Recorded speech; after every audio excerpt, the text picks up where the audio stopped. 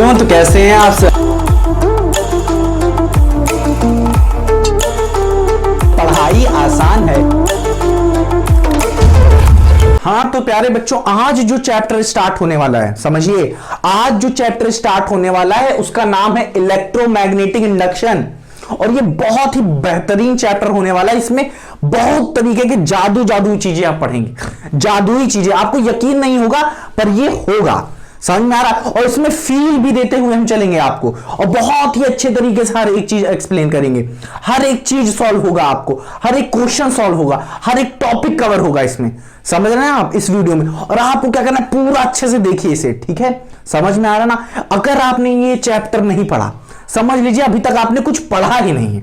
समझ रहे हैं ना? ये चैप्टर बहुत ही अच्छी फीलिंग देगा। जब ये आप लेक्चर कंप्लीट करेंगे ना, तो आपको अंदर से एक फील आएगा, हाँ भाई साहब आज कुछ पढ़ा है हमने, ठीक है? आज हमने कुछ पढ़ा है, ठीक है? तो पहला टॉपिक, बहुत ही सुंदर टॉपिक स्टार्ट करेंगे, मैग्नेटिक फ्लक्स। क्या करेंगे? Magnetic flux. आपने पहले ही चैप्टर में पढ़ा होगा इलेक्ट्रिक फ्लक्स क्या होता है, सब कुछ पढ़ा के रखे हैं। नहीं पढ़े तो देख के आइए, ठीक है? बट बताऊंगा भी मैं इसको, मैग्नेटिक फ्लक्स क्या होता है। पर इसको स्टार्ट करने से पहले आपने अगर मूविंग चार्जेस वाला चैप्टर नहीं पढ़ा है तो उसे पढ़ लीजिए बच्चा, क्योंकि उसका यूजेस बहुत होने वाला है यहां पे।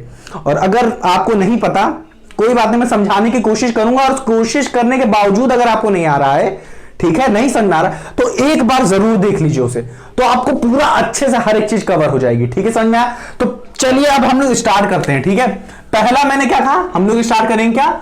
मैग्नेटिक, ठीक है? सुनिए, पहला है मैग्नेटिक, क्या है? Magnetic flux. अब बताइए इलेक्ट्रिक फ्लक्स को कैसे डिनोट किया जाता था, कौन बताएगा? देखिए, इलेक्ट्रिक फ्लक्स को किया जाता था फाई से, फाई ई से। मैग्नेटिक फ्लक्स को फाई बी से किया जाएगा, सिंपल सी बात है, ठीक है? अब हम लोग आते हैं इसके क्या, इसकी डिफिनेशन क्या है। उसमें क्या थी इलेक्ट्रिक फ्लक्स में?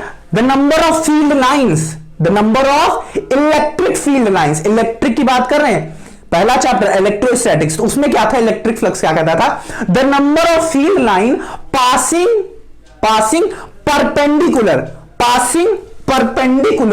Through a surface. समझ में आएगी? तो इसमें क्या होगा, इलेक्ट्रिक फील्ड की जगह मैग्नेटिक फील्ड आ जाएगा। तो लिखिए जल्दी, द नंबर ऑफ मैग्नेटिक, लिखिए जल्दी, the number of magnetic field lines passing perpendicular, या आपके लिए लिख देते हैं हम पासिंग परपेंडिकुलर थ्रू आ सरफेस। समझ में आया? किससे पास होनी चाहिए? Through a surface. समझ में आ रहा है? और कैसे पास होनी चाहिए? परपेंडिकुलर पास होनी चाहिए। कौन पास होनी चाहिए? Magnetic field lines. इसको कैसे कहते हैं मैग्नेटिक फील्ड लाइन को? बी। समझ में आया? ये क्या होती है? एक वेक्टर क्वांटिटी होती है। हाँ कि ना? समझ में आएगी? नहीं? अब देखिए, इसको समझने की कोशिश करिए। नंबर से समझ में आ रहा है कुछ? हाँ आ रहा है। देखिए, पास किससे करेंगी? एक सरफेस से। मान लेते हैं कोई सरफेस है, इसमें से यू एक गई, एक यू नीचे चली गई, एक यू ऊपर से चली गई। अब मैं कहूं कि इसका फ्लक्स क्या है? क्या है? मैग्नेटिक फ्लक्स क्या है? तो कहूंगा दो पास हो रही है और वो भी परपेंडिकुलर पास हो रही है, तो कहेंगे दो है बस। अगर मैं कहूं मैग्नेटिक फील्ड लाइंस मैं बढ़ा दूं, मतलब मैग्नेटिक फील्ड को मैं बढ़ा दूं, तो अगर बढ़ा देंगे, हाँ कि ना, तो ये कुछ और पास करेंगी, हाँ कि ना? तो इससे समझ में आया हमें कि जो मैग्नेटिक फ्लक्स है, अगर बढ़ा दे रहे मैग्नेटिक फील्ड को, तो क्या हो जा रहा है? बताओ, फ्लक्स बढ़ जा रहा है। फ्लक्स 2 था, फ्लक्स 4 हो जा रहा है। हाँ कि ना? समझ में आएगी? नहीं?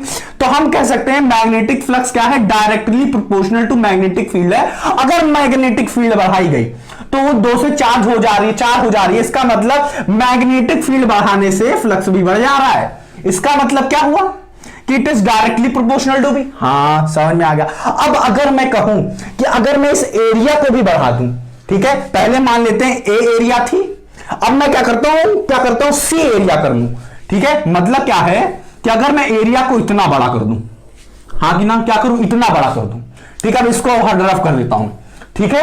एरिया बड़ा कर दिया और मैग्नेटिक फील्ड लाइन ऐसी है, पहला ए मान लेते हैं कोई है, ये कोई दूसरा है। तो अब देखिए अगर मैं एरिया बढ़ा दे रहा हूं तो मैग्नेटिक फील्ड लाइन पास करेंगी, हाँ कि ना?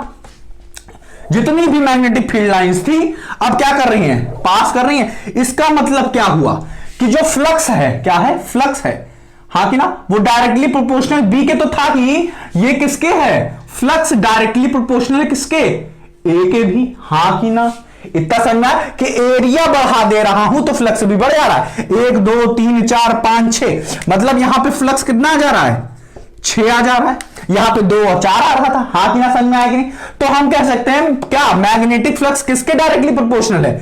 बी के भी और ए के भी। और याद रखिएगा हमेशा कि जो नंबर ऑफ फील्ड लाइन होगी वो हमेशा परपेंडिकुलर पास करनी चाहिए, ये नहीं कि कुछ ऐसे पास करिए। ऐसे वाला अभी मैं बताऊंगा आपको, ठीक है? पर इसको आप समझ लीजिए, हाँ कि ना? इसको रब करें, हाँ कि ना? समझ में आया कि नहीं? हाँ कि ना? डस्टर हो गया है बेकार, तो इसीलिए हम लोग यूज कर रहे हैं इसको। समझ में आ रहा है कि नहीं? हाँ कि ना बच्चों? ठीक, अब देखिए इतना समझ में आया कि नहीं? तो हम लोग यहां पे लिख सकते हैं कि जो फ्लक्स होगा, देखिए कौन सा फ्लक्स? Magnetic flux. ये दो चीजें कोई डायरेक्टली प्रोपोर्शनल है कि नहीं? पहली चीज बी, दूसरी चीज, हाँ कि ना? कौन बताएगा? ए। तो इसको सीधा सीधा लिखा गया कि फ्लक्स जो है मैग्नेटिक फ्लक्स वो किसके है? बी के डायरेक्टली प्रोपोर्शनल और ए के। और इसका जो प्रोडक्ट करा गया है वो डॉट प्रोडक्ट किया गया है। क्या किया गया है? डॉट प्रोडक्ट किया गया है। तो यहां से हम सीधा सीधा कह सकते हैं, इसको डॉट हटाते हैं तो ये क्या हो जाएगा? बी ए कॉस थीटा। अब ये थीटा क्या है यहां पे, ये समझने की कोशिश करते हैं। जैसा कि मैंने बताया था, हाँ कि ना? जो फील्ड लाइन होनी चाहिए वो हमेशा परपेंडिकुलर होनी चाहिए। बट इन द केस अगर ये कुछ ऐसी आ जाती है मैग्नेटिक फील्ड, मान लेते हैं ये कोई पॉइंट, मान लेते पॉइंट ए, हाँ कि ना? अब यहां पे बताइए कि फ्लक्स कितना बनेगा, ठीक है? फ्लक्स कितना बनेगा? तो हमने हमेशा पढ़ा है, अभी अभी मैंने बताया था कि जो बी होनी चाहिए मैग्नेटिक फील्ड वो क्या होनी चाहिए? परपेंडिकुलर। और किसके होनी चाहिए? सरफेस के, हाँ कि ना? इतना बताया। सरफेस ये है, भाग इधर रही है मैग्नेटिक फील्ड, तो परपेंडिकुलर कौन हुई? सीधा सीधा कहेंगे कंपोनेंट लीजिए भाई साहब। समझ में आया कि नहीं? तो कंपोनेंट लेते हैं, तो कंपोनेंट आपने पढ़ा है कि नहीं? 12th में आ गए हैं, 10th में से 11th तक आपने पढ़ के रखा हो कंपोनेंट कैसे निकालते हैं। तो देखिए कंपोनेंट कैसे निकालेंगे। मान लेते हैं कुछ ये इधर से कुछ एंगल बना रही है थीटा। किससे बना रही है? हॉरिजॉन्टल। देख रहे हैं आप, इसको हमने कुछ एक्सटेंड किया इस पॉइंट से, तो मान लेते हैं कुछ ये थीटा एंगल बना रहा है। और हमेशा याद रखिएगा कि ये जो ए है ये क्या है? एरिया है, एरिया ऑफ अ सरफेस। हमेशा याद रखिएगा, अपने पॉइंट में अपने दिमाग में डाल लीजिए, ये ए क्या है? एरिया, एरिया वेक्टर, ठीक है? अब अगर अपने ये नहीं पढ़ा तो कुछ नहीं पढ़ा। बताइए इसका एक प्लेन है, इसका एरिया वेक्टर कैसे हो सकता है? दो तरीके से। एरिया वेक्टर हमेशा क्या रहता है?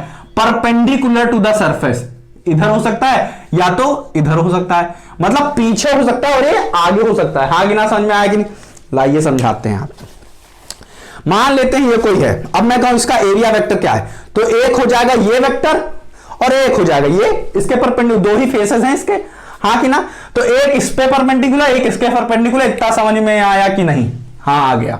अब देखिए जो ये बनेगा, हम मान लेते हैं ये कोई एरिया वेक्टर है, हाँ कि ना? समझ में आया कि नहीं? अब ये परपेंडिकुलर टू द सरफेस है, हाँ कि ना? अब इसके और देखिए यहां पे क्या मिल रहा है? बी और ए के बीच में जो एंगल बनेगा वही होगा थीटा। समझ में आया कि नहीं? तो ये कुछ थीटा है इधर बन रहा है, पर यहां पे जो बी होनी चाहिए हमेशा क्या होना चाहिए? कौन बताएगा? बी जो होना चाहिए हमेशा परपेंडिकुलर टू सरफेस होना चाहिए। तो ये बी था, तो ये क्या हो जाएगा? बी क्या हो जाएगा? कौन बताएगा? बी कॉस थीटा हो जाएगा।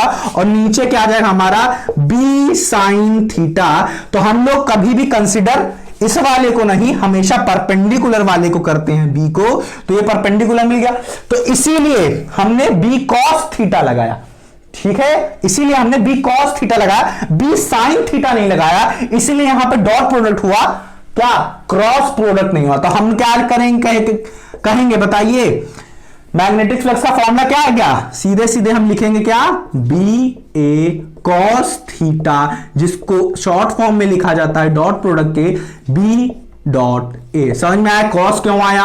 हाँ कि ना, क्योंकि हमें परपेंडिकुलर टू द सरफेस चाहिए। अगर ऐसा कुछ आया होगा, अगर क्या हो रहा है, मैग्नेटिक फील्ड सीधे परपेंडिकुलर नहीं जाके ऐसे जा रही है किसी केस में, किसी क्वेश्चन में, तो आप क्या करिएगा, ये वाली फील्ड मत लीजिएगा। इसका मैग्नीट्यूड अगर कुछ दिया होगा, आपको क्या करना पड़ेगा, इसके परपेंडिकुलर हमेशा निकालना होगा।